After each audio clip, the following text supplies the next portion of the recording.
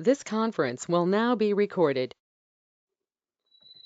Yeah, good morning all. So today's class is all about something called JVM. Okay, so if we go back to our course content, we have already covered the section 1 and section 2 and all the practicals for Linux and Mon utilities and the Puffmon metrics, everything has been shown in the last sessions if you remember. And we are starting with the section 3, which is Java Performance Engineering, basic level and advanced level. So we will talk about all the different things that I have mentioned here, like what is JVM, the JVM, the different components that we have in JVM, and how does a JVM work. So it is not really necessary to understand the complete end-to-end working of JVM, as you're not a Java programmer, but you need to understand few basic things from a JVM side uh, to understand from where you can see multiple bottlenecks, from what different places you see performance degradations with all the Java applications that are being executed using something called Java Virtual Machine. Okay, so we talk about different types of JVM and some basic level of architectural internals, architectural components, and most important part here is we have various memory areas in JVM, like method area, heap area, stack area, PC registers, and native method stacks. So we are mainly dealing with heap area, where it contains all the object data information. This is the place where objects and corresponding instance variables will be saved. So we continuously check the utilizations and allocations of the memory that is being allocated to various objects in a Java program every time it is executed. So, and before explaining all these different components from the JVM, everyone must be aware of a simple Java program structure, right? Are you aware of that? So, what is package? What is class? What is method? And what is an object? Do you know the hierarchy of the structure of a Java program? Anyone? Yes, I know that's Sridhar. Okay, okay, okay. So I'll explain you some basics of that. Okay, and again we will talk more about the GC logs analysis, major GC, minor GC, how often the GC runs. So what are the different problems that you see if you have so much of GC past time? Why user application? Your application can hang literally for 2 seconds when there is a GC happening? Different GC algorithms like G1 GC, CMS, concurrent mark and sweep, parallel, serial GC, and there are other phases that are involved from GC side, uh, mark, sweep, and compaction, which is also called delete. So after that, you will also talk about JVM performance monitoring, Java performance optimization. What are the different metrics that you need to see to check the health and behavior of JVM? And you have various profiling tools like Java Profiler, JVisual VM, JConsole, JProbe. You also have App Perfect profiling tool, which is available for Java. So likewise, you also have some command prompt utilities where you can directly take a heap dump and thread them by using something called process IDs. And there is a tool called MAT, which is called memory analyzer tool, which will directly check the usage of all the different used objects, unused objects, dead objects. It will directly give you the pie chart diagrammatic representation of all the utilizations of the JVM, of all the objects, variables, all the different data that is there from, inside the JVM when it is executed. Okay. So after that, we'll talk about thread dumps, heap dumps. Most importantly, everyone's common issue is the out of memory leak with respect to memory. So how do we deal with the JVM out of memory errors, application performance issues due to memory constraints, and some case studies on how to fix all these out of memory issues. Okay, so this is all about. We'll talk about the section 5 later. So okay, so this is the basic architecture diagram of the JVM. So now here when I say JVM, right? What I mean, what I am going to explain here in JVM is roughly a basic idea, as we are all the performance engineers at a very high level, and I'll explain the overview of JVM. And as I told you, it is not really required to understand every place of JVM, every component JVM in depth, because it is most of the areas are required for a full stack developer who works in end-to-end Java applications development. So, and you may feel like the terminology is totally new with respect to some of the components. But at the end of this session, you will understand at least the basics of JVM and how does a JVM will work, and what exactly will happen in JVM when a program is being executed. Okay, the basic agenda. So before we start, could you tell me what is virtual machine? Anyone?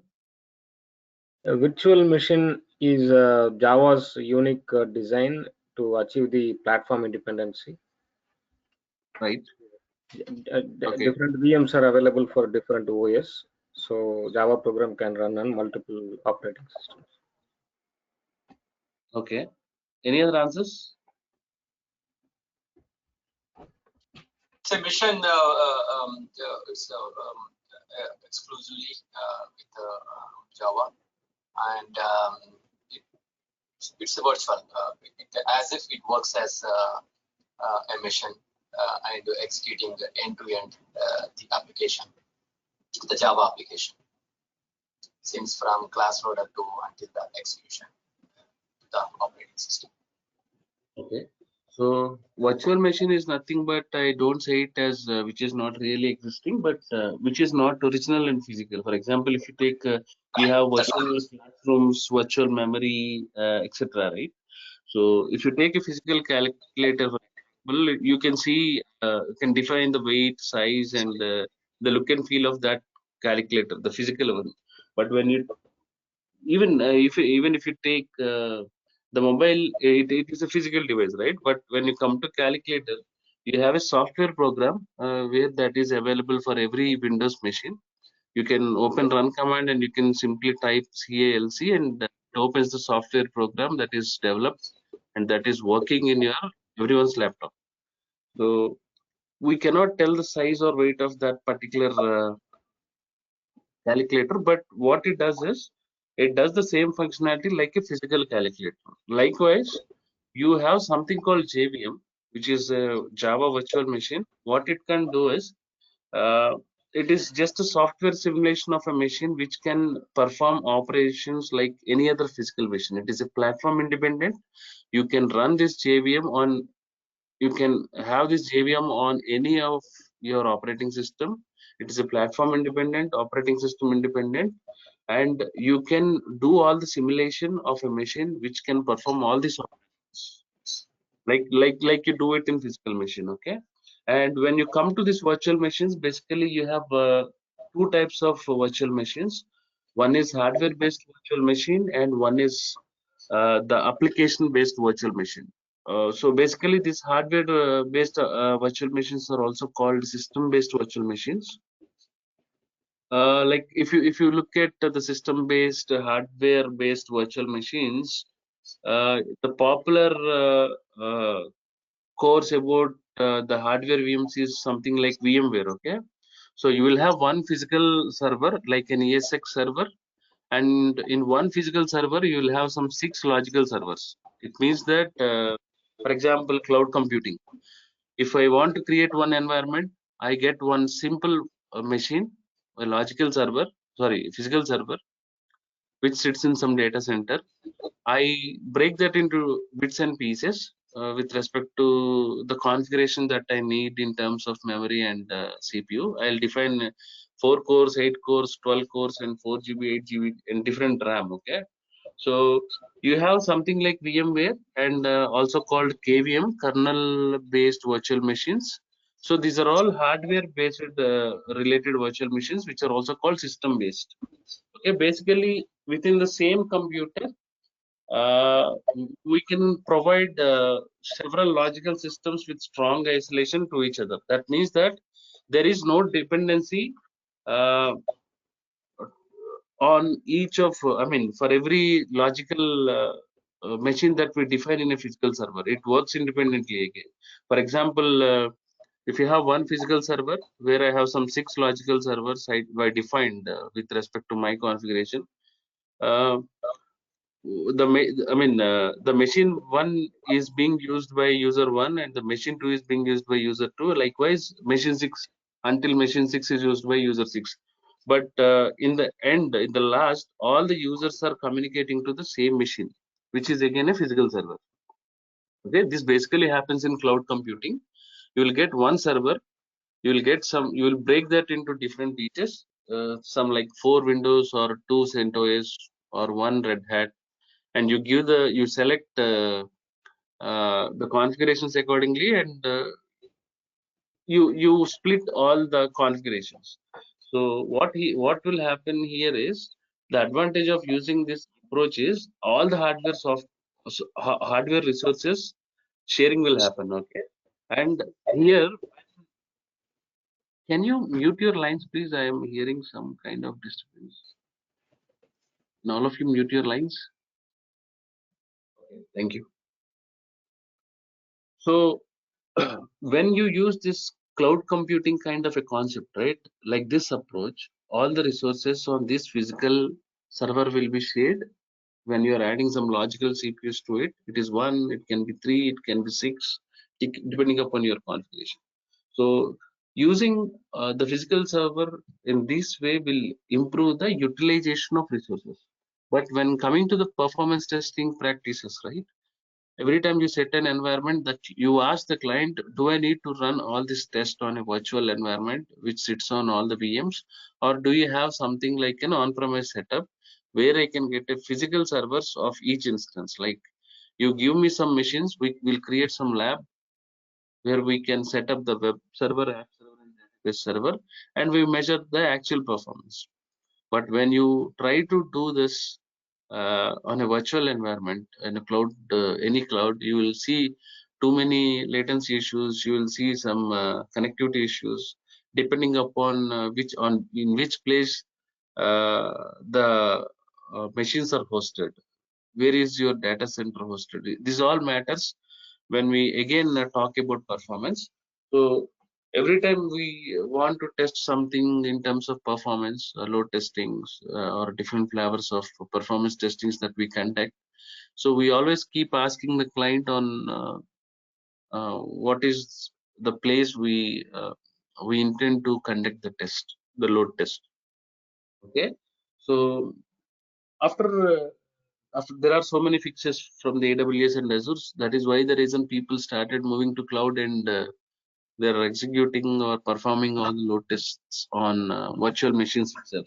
Okay, and for this hardware-based VMs, right, which are also called system-based VMs, no program is associated with these hardware-based machines. All the admins, okay, cloud admins or VMware admins or ES6 server admins, there are like Zen. Zen is another vendor. All these admins will take care of these activities to maintain, to install, to break this into different logical CPUs.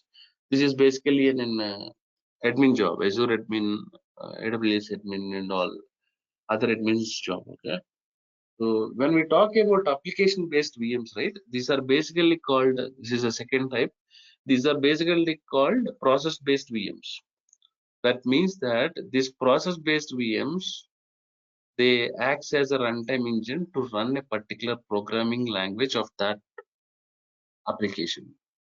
If you take JVM, that is an application based. Okay, if you, for example, you have JVM. Now tell me at a very high level, tell me what is JVM? Anyone? It can be a one line or it can. Yeah. You have the class loader where the application is loading, and then you have the stack area where all the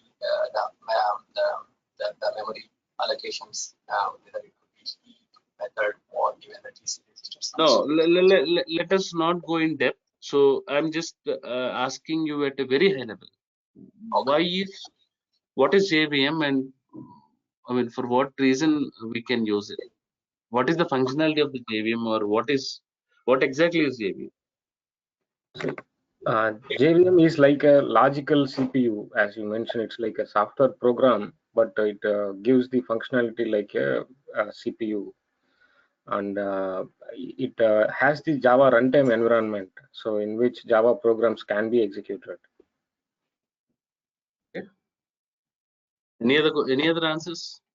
It will convert the class file or program into a local machine language. Okay. It executes as a high level. It executes the Java application end to end with the help of a native operating system. So yeah, thank you all. So basically, when I say JVM, right, it acts as a runtime engine to run all the Java-based applications. Simple. Okay. So you need some runtime engine, right? If you write some program, or if you have some package, if you have some multiple methods and multiple objects that are there in a program with lot many variables or constructors or modifiers in the program, if you want to execute that, you need some memory, you need some engine which can combine all the bytecode instructions, which can convert all of them into understanding format, and it will get executed. It will take all the inputs that we have defined in the program, it get executed, and it gets compiled, and it gives you the output. So to run all of that area, to run all of that piece of code, you need a JVM, okay, which acts as a runtime engine to run a particular programming language. Not a particular, in here, a particular programming language is nothing but Java. For all the Java-based applications that are developed in Java, so JVM is a very popular virtual machine, which is a runtime engine to run all the Java-based applications. There is also called PVM. This is called parrot-based VM, parrot-based virtual VM. Like in Java, like JVM is a runtime engine for all the Java-based applications. For PVM, this acts as a runtime engine to run any scripting language applications. For example, if you take Perl-based application, right, any scripting-based application, PVM is required to run that scripting-based applications. PVM basically acts as a runtime engine to run any application which is developed on some kind of scripting application. And if you go to CLR is another powerful runtime engine which is basically used for .NET-based applications, called Common Language Runtime, and this acts as a runtime engine to execute all the .NET-based application. This is also powerful like JVM. So for all the .NET-based applications, this CLR runtime engine is used. Okay. So any questions still here? And you have to install JDK. JVM is a part of JRE, Java Runtime Environment, and JRE, Java Runtime Environment, is a part of JDK. I would request all of you to install JDK along with JRE, which installs everything. Okay. And before we proceed, I don't want to load much today because these are all basics. We'll go slowly. Okay. And we spoke about, if you look at the diagram now, if you look at the diagram now, the first component of JVM is class loader system. Basically, this class loader system is responsible for three main activities. One is called loading. If you look at the second one, the second one is linking, and the third one is initialization. For this class loader subsystem, right, .class file is an input file for this class loader subsystem. Okay, and if you look at if you look at the class loader subsystem, right, there are three types of class loaders. One is bootstrap class loader. In the first box, if you can see in the class loader system, the second one is extension class loader, and is application class loader. Okay, and I'll tell you how a class loader will work and what is the need of it.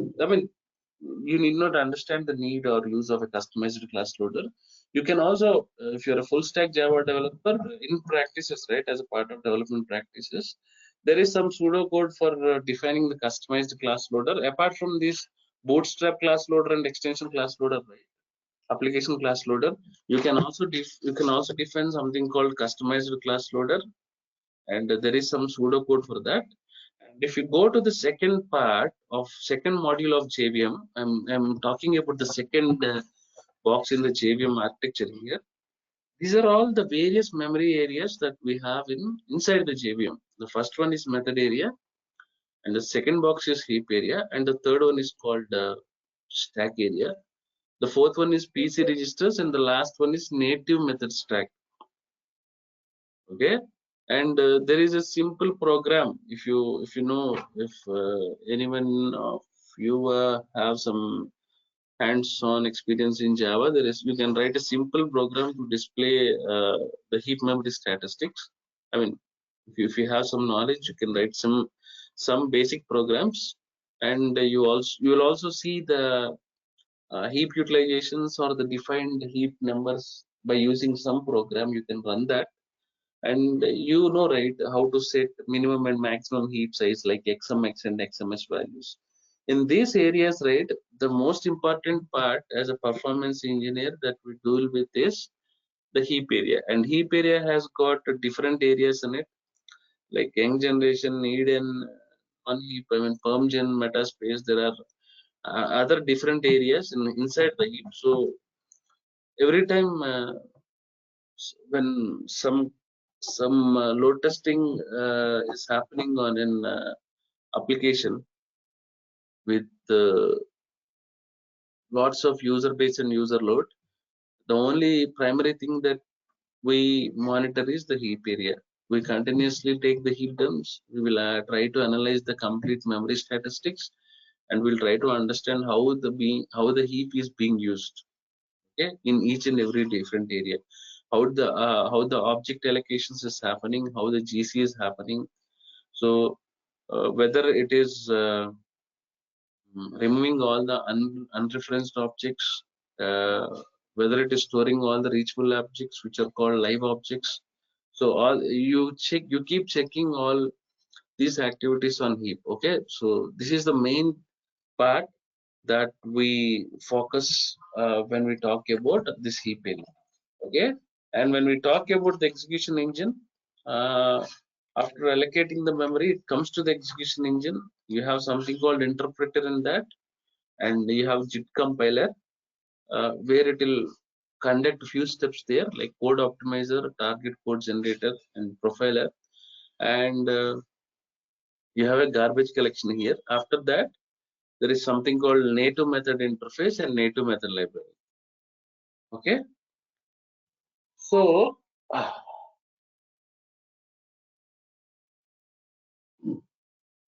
there is also a basic diagram. Let me open that. Before going into main diagram, I have downloaded a screenshot.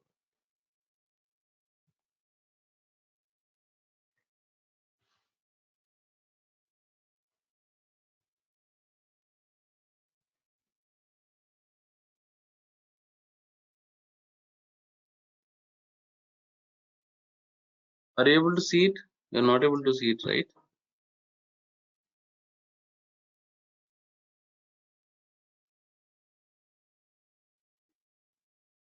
Is it better now? Yes.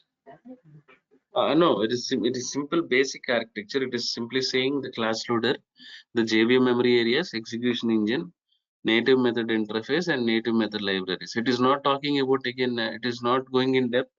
Like it is not talking about the components, that individual components that we have in execution engine or class loader, types of class loaders. It is not talking all about that. Okay. So as I told you, class loader subsystem is mainly responsible for three different activities. One is loading, linking, and initialization. Okay. So basically, I have let's say that I have a .java file. Okay, a simple .java file. So I compiled it. After compiling, after the compilation, the .class file will be generated. Initially, I have a .java file, and when after compiling it, I'll get a .class file. So this .class file, after compiling, the first time it gets saved into the hard disk. Okay, not in any of, you have to remember again, not in any of the memory areas of JVM. Okay, it's stored in the hard disk. So now we have to read this .class file, and you have to load this .class file into JVM memory. Question. Yes, please. When we are converting Java to .class file, right? That is nothing to do with our JVM. It is done by compiler, right? Right. All the conversions will be taken care by JVM. You need not do anything here. Because when we see the class loader, thought that that your class file, the bytecode starts from here. That means the .class file previously is being compiled and get ready to load into class loader. Right. So all the conversions that happen inside the JVM will be completely taken care by JVM. You got nothing to do with that. So whatever the .java file, when you compile it, it automatically converts into .class file. Simple. Right. That's what my question was. Yeah. When we are compiling, I thought that is nothing to do with the JVM. It is something with the compiler. No, yes. Nothing to do with JVM. Nothing to do with JVM. I'm just trying to explain what will happen here. That's all. Okay. Gotcha. Okay. So now so whatever the .class file, that .class file will act as an input, and it loads into the Java memory area. It loads into the method area, which is the first memory area. If you look at all the 5 various memory areas that we have inside the JVM in runtime data areas, the first box is method area, which is the first memory of the JVM. Okay. What will happen here is it reads the .class file. I mean, it reads all the class binary level. It will store all the information of that in method area. Okay. And you must be having a question for every .class file. What are all the other things the JVM is going to store? So what are all the other things that the JVM is going to store of a .class file? What do you have in a .class file? Or what do you know about .java file? It's the entire bytecode. Let me explain you at a very high level. So you can create packages if you want to use some multiple objects, multiple functions. You can create packages. That is one point. So we'll keep the packages aside for now. The first thing that you do is you define a class, the basic hierarchy of a program. Okay. After that, you define method. One class can have multiple methods. Okay. Method is nothing but the actual functionality that it has to do, the functional task. Okay. And the object, sorry, for a after method, you can create something called object, and each method can have multiple objects. So the first part is you define a class, then the second part is define method, then you define object. So after writing some piece of code, the complete program, it gets saved in .java file. When you compile it, it automatically converts the .java file into .class file. Okay. So that .class file is being executed by JVM. So for the very first time after the compilation, it gets stored in the hard disk. Okay. When we talk about something called loading, what it does is the dot class file will be an input for the class loader system. It loads into the JVM memory area, which is the first area called method area. So in this method area, what it will happen is after reading this dot class file, it will read all the class level, binary level information, and it stores in the method area. Now, what question I asked is, for every dot class file, what are all the other parameters of that dot class file are being stored in method area? So what it will store is, it will store the complete information of a dot class file, okay, in the method area, like fully qualified name of a class, or fully qualified name of, for example, the complete methods information, the complete variables information, the constructor information or modifier information. Likewise, whatever that you write the inputs as a part of a program, all the information will be stored in the method area. Okay, so we have three different things here. One is bootstrap. After loading, I forgot to tell you.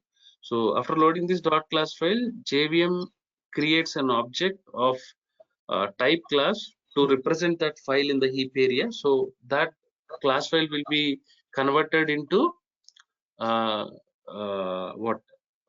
object level information in heap area, and that conversion will happen by JVM. You need not worry about how this conversion will happen. Whatever the dot class file that is stored in method area with all the complete information, when that comes to the heap area, it directly JVM creates an object type of class to represent this file in heap memory, because in the heap memory everything is stored in like objects. So it's something called objects. It allocates memory, and you have different type of objects. So these are all the classes and all the objects, right? This type of class is already predefined by something called java.lang.package. So this class object can be used by any programmer for getting all the class level information, like as I told you, the methods, variable information, the parent name, the qualified name of that class, all this information you can retrieve by using this package. Okay, so when we talk about this bootstrap class loader, this I don't think so this is required. I don't want even explain you much on this bootstrap class loader. Okay, well, let us, class loader will have you can just go through this link. I'll send it to you. What is a bootstrap class loader and extension class loader and application class loader? This class loader, bootstrap class loader, there is a separate class loader for all the bootstrap path. And if you have any additional extensions, right, from the extensions path of bootstrap class loader, it will load all the dot class files. And the application class loader, there is a different path where it will consider all these dot class files to take that as an input and to run it. So you need not worry about all the detailed information of the different class loaders. And as I told you, you can also, the programmer can also create the customized class loader with some pseudocode, which is not really required from a performance testing side. And we immediately, the next step is something called linking. In linking, what will happen here is it will mainly performs three different steps. One is verify, one is prepare, and one is resolve. So if you remember, if you have some experience with any of the C programs, right? When you try to run that C program in any of the machine, I'm not sure how many of you have seen this error, something like some message, not error, saying that when you try to run, you see a pop-up saying that if you want to run this, it may harm your computer, or this file will harm your computer, and it shows it will ask you for a scan if your antivirus is installed. But inside the JVM, right, you will not have such messages or pop-ups when you try to run something. This is called ORA, right? Write once and run anywhere. WORA. You can write once and you can run anywhere. It means that inside JVM there is a component called bytecode verifier. So whatever the dot class file that we have written, okay, dot Java file, when it is converted to dot class file with all the relevant information, complete information that is stored in method area. So what this bytecode verifier will do is it will verify that dot class file, like is it really valid, or is it generated by a valid compiler or not. So here everything is verified basically by a bytecode verifier.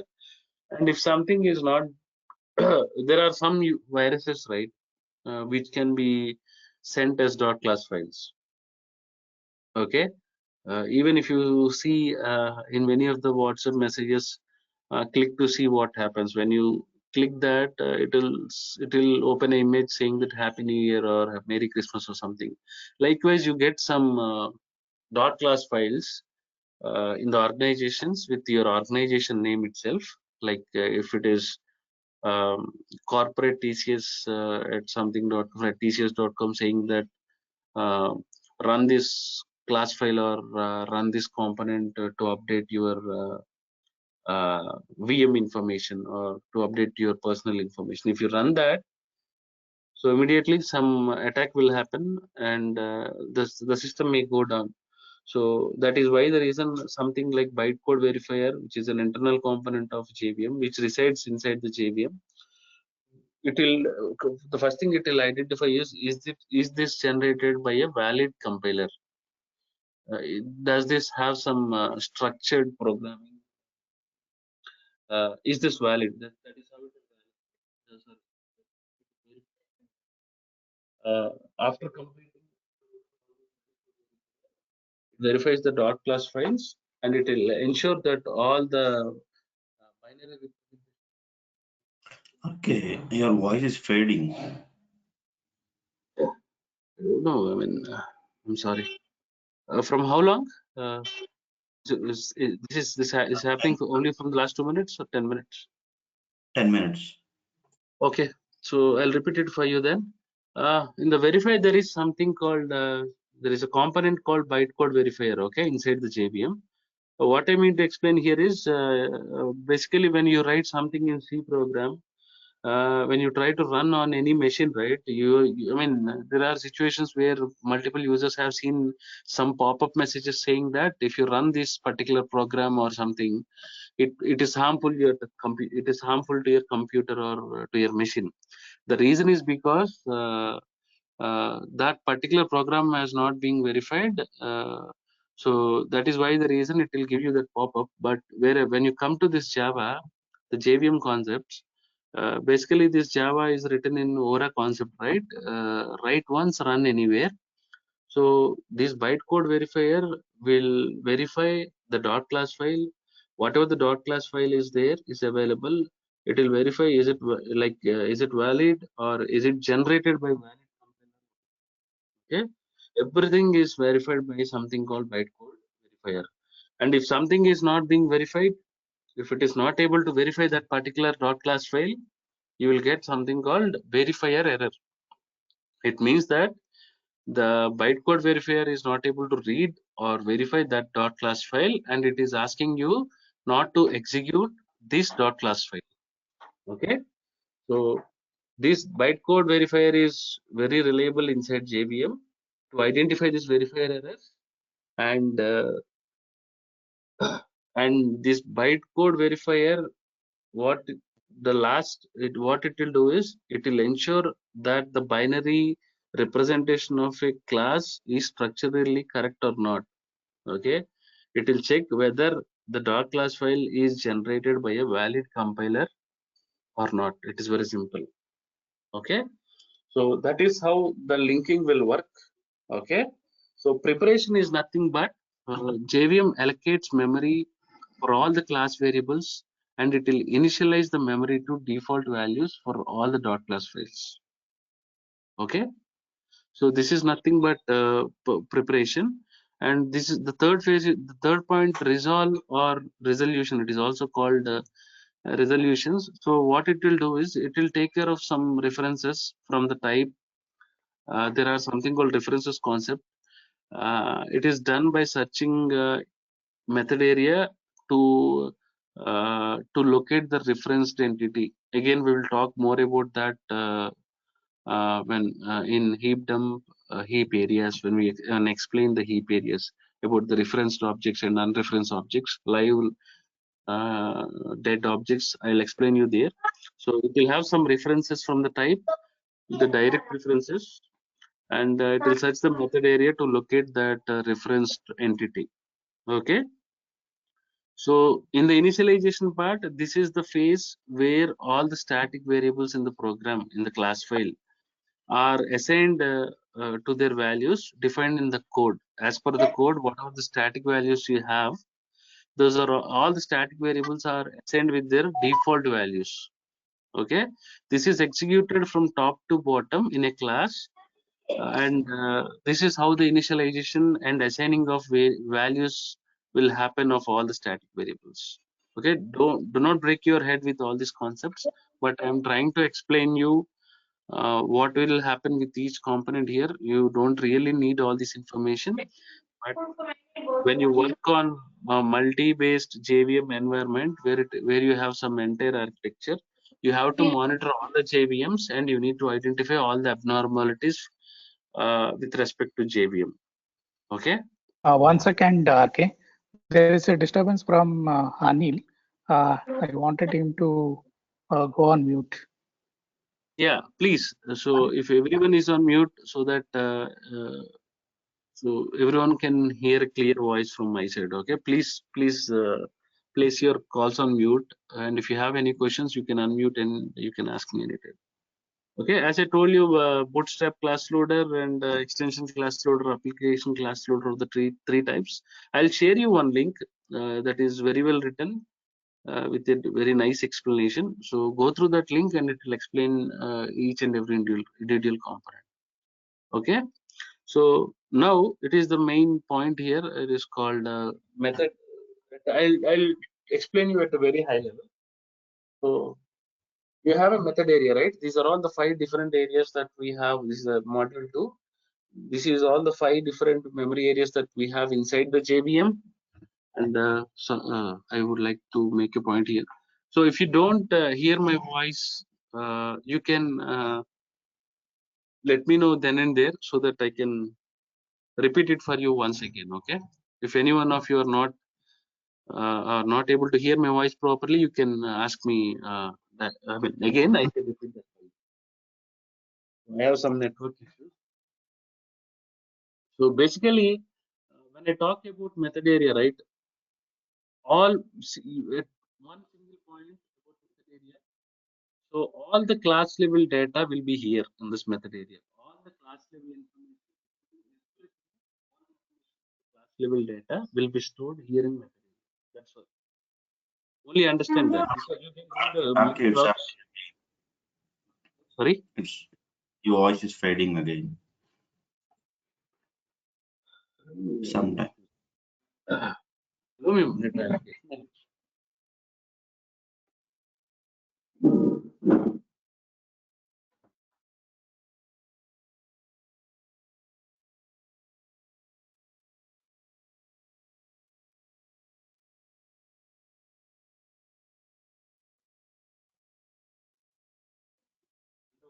Minutes and nothing.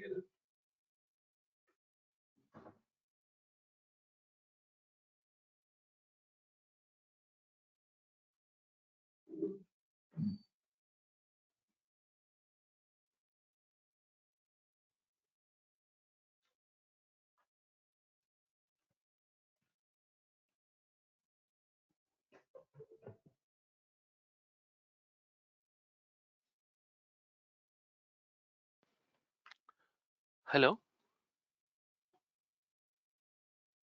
Okay. One moment. Is it better now? Yeah. Hey, thanks, man. So yeah. So I'm talking about the 5 memory areas that are available here in inside the JVM. So when I say method area, we will forget about the remaining points and other stuff, as we are not here to learn all the full stack development course. So I'm explaining you the overall high level overview information of the basic functionality of JVM. So when I say method area, what you have to remember here is method area will have all the class level data. What this class level data will have, as I told you just now, it will have all the complete information of a dart class file. Like you will have the fully qualified name of a class, fully qualified name of a parent, methods information, variables information, the constructors information, modifiers information, whatever the different inputs that you have defined, variables that you have defined inside the program. When it is being converted, when the .java class is .java file is converted to .class files, it will store all the information of that .class file, and everything will be saved in method area. Okay, when this .class file class level information, right, it will contain all the corresponding static variables of that .class file, and it will be saved in the method area. And also the common values like constant values for a complete program will be saved in method area. It means, again, in a one line, the complete information of .class file are available in method area. This is called class level data. Okay, when it comes to heap area, all the class level data is converted into object level data, and the conversion from method area to heap area, which is the class level data to object level data, this conversion will be taken care by JVM. Please note. Again, don't break your head. The conversion, the .class file is there in method area, and that .class level data has to come to heap area to allocate all the memory. When the .class level data information comes to heap area, that complete .class level information is converted to object level data. So this conversion will happen inside the JVM internally. You got to do nothing with it. So all the objects and corresponding instance variables of this object level information will be saved in the heap area, and you have many different heap areas, many memory areas, different memory areas in heap area. We'll talk about in the next upcoming classes. Okay, so when I talk about stack area, stack area will have all the thread level information. The complete thread level information will be stored in the stack area. Okay, each entry for every thread you will have unique stack frame. If you see in the stack area, for every thread you have in the stack area, you will have a unique stack frame. And what is LVA? That is nothing but local variable array. And the second one is OS, operand stack, and the third one is FD. Right, FD is frame data. So basically, each entry in the stack area is called stack frame. I am telling you in one line. Okay, I am not going through all the different PPTs or slide. So basically, the stack area will contain all the thread level information, and each thread for each entry in the stack area is called stack frame. And every stack frame area contains 3 areas. One is local variable array, frame data, and operand stack. And for every thread, a separate stack will be there. Okay, stack means all local variables will be stored in the corresponding runtime stack. This is a very overview. If you can, if you want to do more R&D, or if you want to understand more on this area, you can go and spend some time on JVM, on understanding the JVM. There are some 2 to 3 hours video which will explain all this area. Again, it will start from right from the basics of Java. Okay, so what I meant to say here is stack area will basically have a thread level information, and each entry in the stack area is called stack frame, and every stack frame will have 3 areas as shown in the diagram. One is a LVA, local variable array, operand stack and frame stack frame.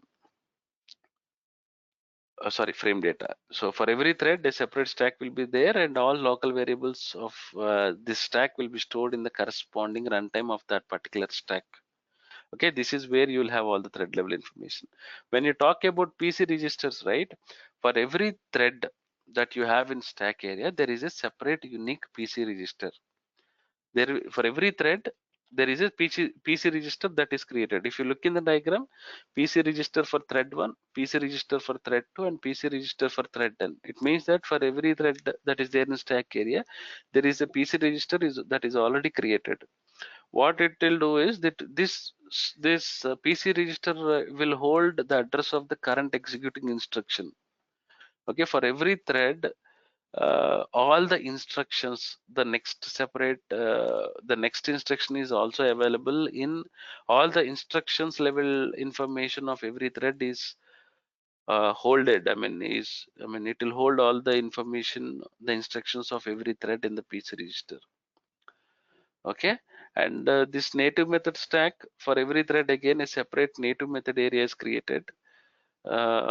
This is the second module, the different areas you have in memory areas, 5 different memory areas inside the JVM. Sorry, I forgot to tell you, I have a severe throat infection. Please ask me again if my voice is not clear, or if you don't understand it when I explain it to you. You can ask me, or you can ask me to repeat anytime. So if my voice is not clear, or if you feel something is missing when I explain, okay? So the third module, if you see the execution engine, two things. One single line execution engine is responsible for executing the program, whatever the data from class level, object level, all the information from thread level, the memory allocations level, instructions level, the native method stack, everything, right? So execution engine is required to execute your program. Again, you have different parts here. The reason is because here JVM internally optimizes the program with respect to performance to some extent, not completely again. Okay, for example, if you have interpreter, right, what interpreter will do is we have a single method, or we have multiple methods to call and to get them executed. So for example, if I am calling one single method for multiple times, okay, one single method for multiple times without interpreter, that method cannot be executed. Every method I call from a program, if I want to get that executed, every time to get that method, single method, if I call it for once, or if I call it for multiple times, doesn't matter. Every time if I want to call that particular method, and if I want to get that executed, interpreter is required to run all that methods and classes. Okay, when interpreter will take care of all the of every method, of every object, every class, this is required, it will identify and it will run, it will execute. So there is something called Git compiler. So this is basically used to improve the performance of the system. Okay, so, and there is another concept, like you can generate a machine code directly once where no interpreter is required. That is an advanced concept of Java.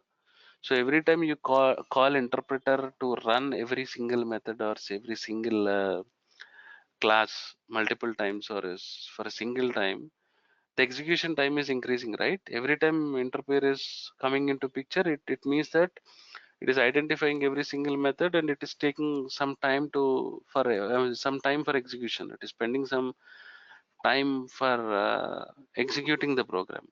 So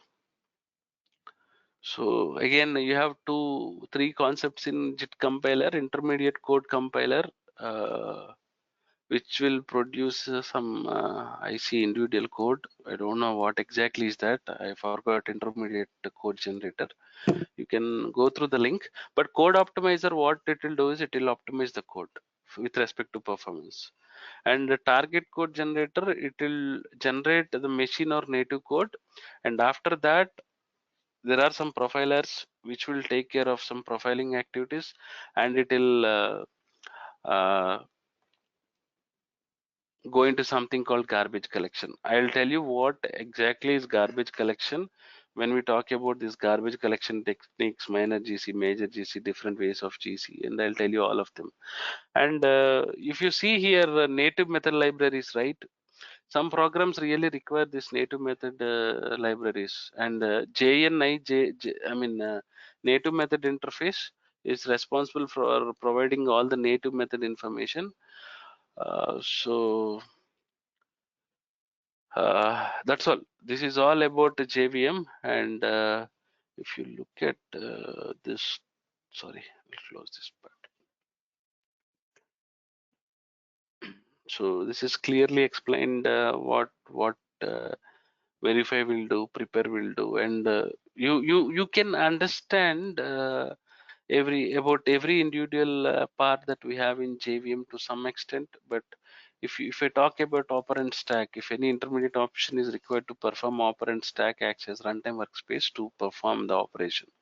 Now you should know what is operand stack. If you want to know what is operand stack, again you have to start Java basics, right? So there is something called I'll share you one video in the group today, the JVM architecture and how the JVM will work. So I'll share you 1 to 2 PPTs. I have some PPTs here. JVM architecture, not this one. So go through the JVM architecture, and again from a performance testing side,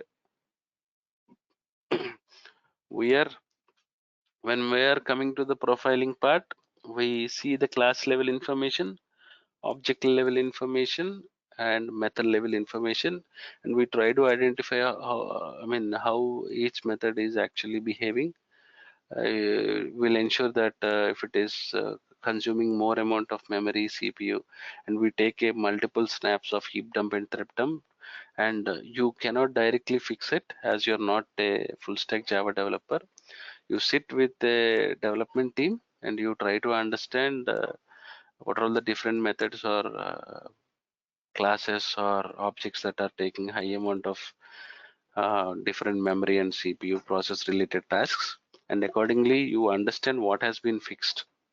You can get in touch base with the different teams, and you write that in the report saying what improved with what.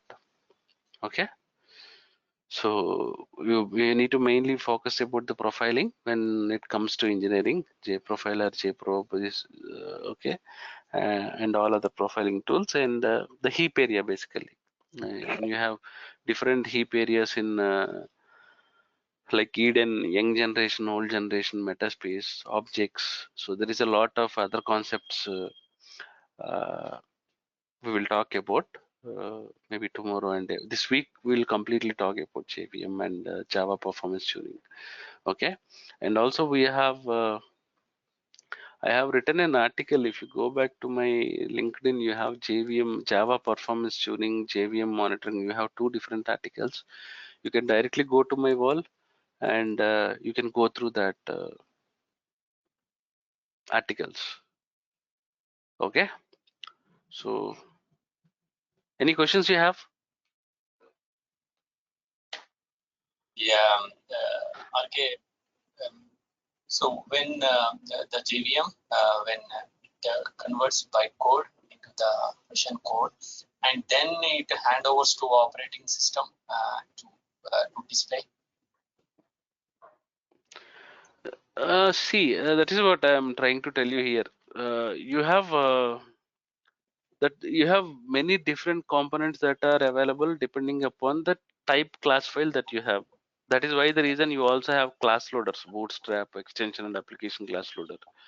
So everything will happen internally. Like it will read the bytecode instructions and whatever the file that you have, it loads, it allocates the memory, it gets executed. And if something is missing from any other libraries, it will take the necessary file from that native libraries and it will try to execute that .class file. So what I want to tell you here is, even if you want to understand the depth of it, again, it will talk about so many other parameters, so much of other stuff from Java side. So basically, whatever you have said is right. I mean, it basically you will have a .class Java file, then it converts to .class file, and it goes to the JVM. It gets executed on top of operating system, and you will get the output. But what you have to see is how the areas are being properly utilized with respect to heap. That's all. That is the only limitation from performance side. In the method area, right? So when you mention the class information means the entire the class structure, that's going to, of course, local variable should be in another area. I understand that, but the entire class structure, the method declaration, whatever the code you see that, right? That is going to store in the method area. Right. Okay. When I say the class level data, the total information of that class level, the class file, I told you, right? Method information, variables information. If you have some runtime information, constructor information, if you have any modifier information, there are, if you talk like that, you have some 20 to 25 informations, what you write, what you declare in the program, all that information will be stored in method area of that class file. Okay. So I'll share you this video. Okay. One moment. This Okay, conference so, will now be recorded. oh my God, what happened?